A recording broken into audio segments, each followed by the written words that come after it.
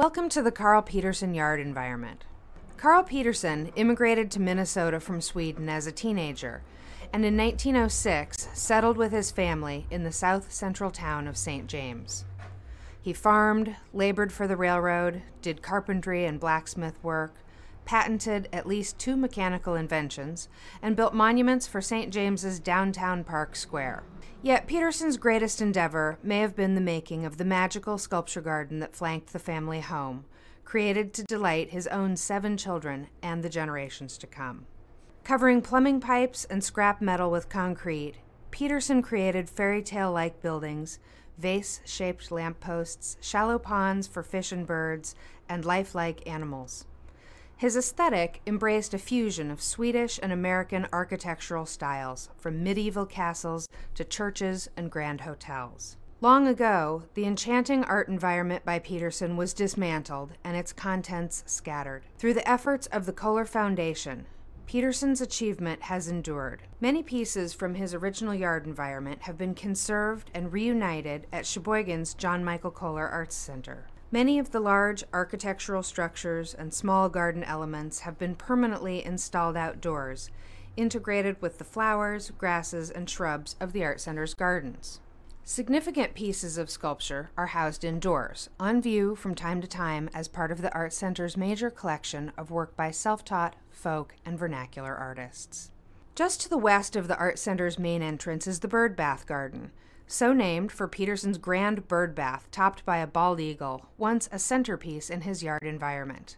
The sculptures throughout this and the adjacent library garden are artfully surfaced with carefully arranged rows of rounded stones or edged with clam shells. Some resemble giant chess pieces with textured concrete detailing that imparts a kind of frosting effect. During the restoration effort, countless pieces of the crumbled sculpture garden were gathered, sorted, and, with the help of historic photographs, pieced back together. Some elements, such as the original eagle from the large bird bath, were never found, and were instead replicated by conservators based on images from the family photo albums.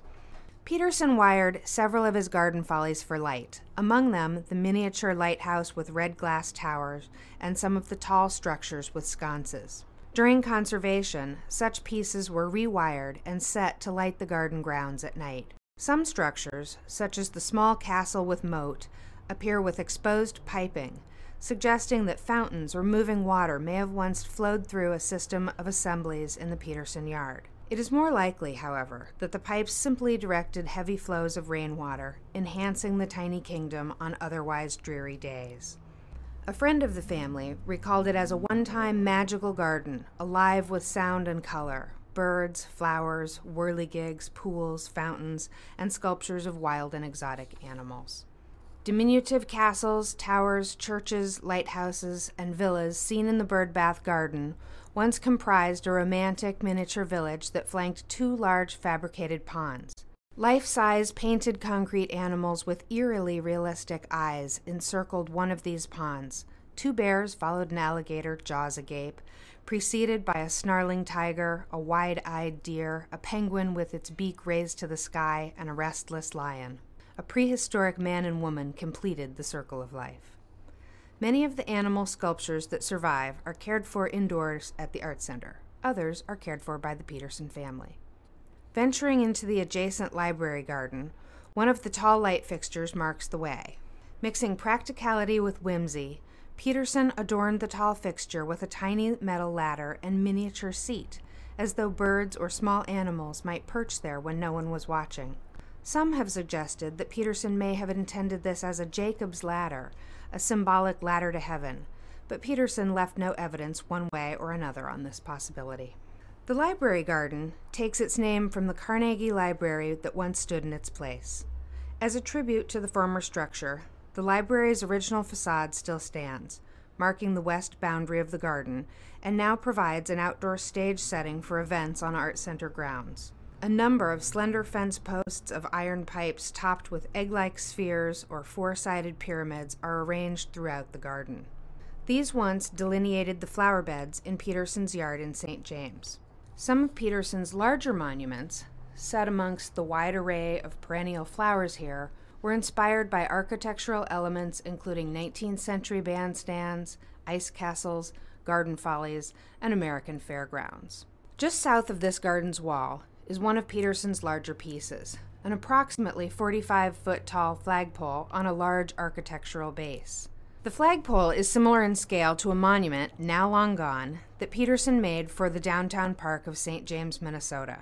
This piece, however, stood on the front lawn of the Peterson home, replete with a model of a biplane installed midway up the pole.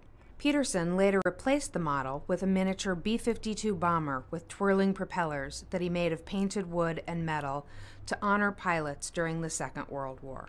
In warmer weather, Peterson collected the various sizes of rounded river stones that you see here on the base of the monument and applied them to the surfaces of his creations. He worked on some concrete pieces in the basement of his home during the long, cold Minnesota winters, down in the workshop that he had customized with cabinets, shelves, and niches to accommodate his many handmade tools. The fastidious organization of Peterson's workspace was a quality that extended to his construction methods as well. As you can see, he took great care to arrange and inlay his stones with a gradual, upwardly diminishing scale. The body of Carl Peterson's sculptural work that has been preserved in the Art Center's gardens evokes a bygone era. It offers us a glimpse into the imagination of one man who, like so many immigrants, was inspired both by the roots of his homeland and by his newfound home in America.